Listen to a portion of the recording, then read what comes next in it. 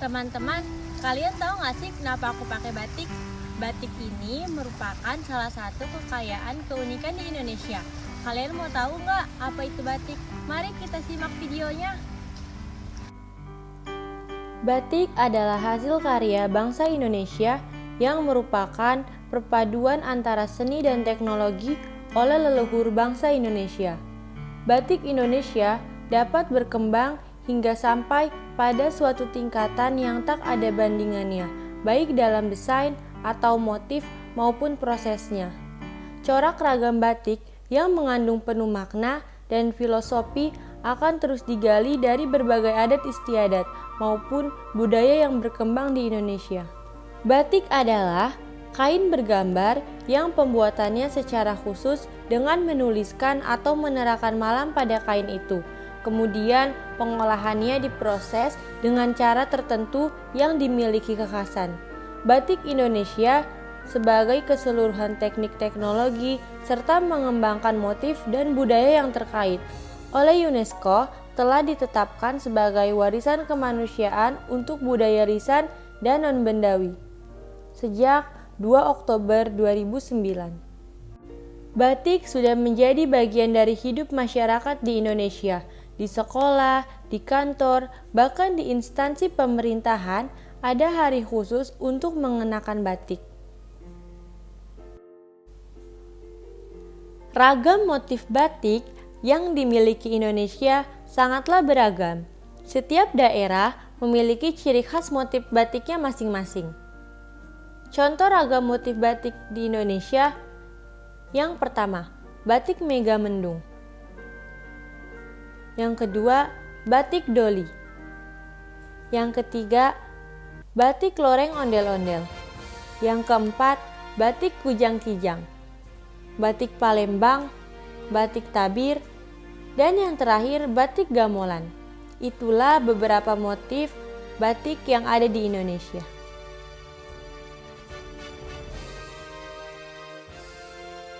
Mimpi bangsa tentang kekuatan atau power sebuah negara bernama Indonesia harus dirancang, dibangun, dan dijaga dari segala bentuk apapun. Kekuatan negara adalah kemampuan dan ketangguhan dalam membina, mengembangkan, serta mempertahankan kehidupan politik suatu negara dari segala bentuk resiko dan ancaman, baik pada waktu perang maupun damai. Beberapa kekuatan elemen negara adalah sebagai berikut. Yang pertama, sumber daya manusia.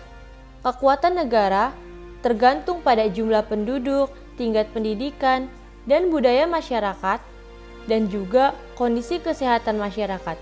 Semakin banyak jumlah penduduk, semakin berkualitas sumber daya manusia, dan semakin tinggi meningkat kesehatan, maka negara akan semakin maju. Yang kedua, teritorial negara. Kekuatan negara juga tergantung pada seberapa luas wilayah negara, yang terdiri atas darat dan laut. Letak geografis dan situasi negara tetangga semakin luas dan semakin strategis, maka negara tersebut akan semakin kuat. Yang ketiga, sumber daya alam. Kekuatan negara tergantung pada kondisi alam atau material buminya, berupa kandungan mineral, kesuburan, kekayaan laut, dan hutan. Semakin tinggi kekayaan alam, maka negara tersebut akan semakin kuat. Negara yang semakin kuat, negara yang kaya akan minyak, agroindustri, dan manufaktur akan menjadi negara yang tangguh. Yang keempat, kapasitas pertanian dan industri. Sektor pertanian memengaruhi kekuatan negara karena pertanian memasok kebutuhan pokok seperti beras, sayur mayur, dan lauk pauk. Tingkat budaya usaha warga negara dalam bidang pertanian, industri, dan perdagangan yang maju menjamin kecukupan pangan atau swasembada pangan, sehingga negara semakin kuat. Kekuatan militer dan mobilitas. Kekuatan militer dan mobilitasnya sangat menentukan kekuatan negara. Negara yang mempunyai anggota militer dan kualitas personel dan peralatan yang baik akan meningkatkan kemampuan militer dan mempertahankan kedaulatan negara. Dan yang keenam, elemen kekuatan yang tidak terwujud.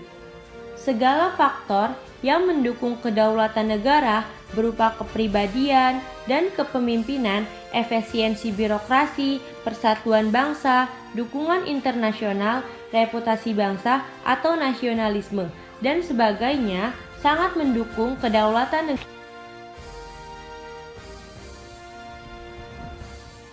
Thanks for watching.